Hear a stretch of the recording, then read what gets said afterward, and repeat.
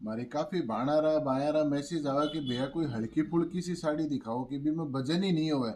तो आज मैं थार का तलाया एकदम हल्की फुल्की सी साड़ी देखो दे।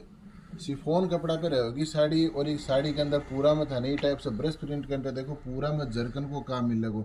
बहुत ही हल्की साड़ी है, शिफॉन कपड़ा के ऊपर यह साड़ी रहेगी।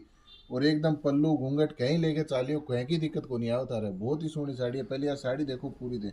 पूरी साड़ी के अंदर था नहीं ब्रूस प्रिंट का बुट्टा दिखेगा। और ये पल्लू में होगा, ये फिर पटलिया में होगा। बॉर्डर देखो एकदम बारीक सो बॉर्डर है इस साड़ी को। बॉर्डर देखो पूरा में जरकन लाग रहा है। पूरा जरकन यहाँ लगा है, में लाग रहा है सारा का सारा। और ब्लाउज भी इस साड़ी को प्लेन ब्लाउज रहोगो। बहुत ही सोहनी साड़ी है। देखो यो इस साड़ी को रहोगो ब्लाउज। यो ब्लाउज है और ब्लाउज में भी थाने फुल है में बूटा मिलेगा।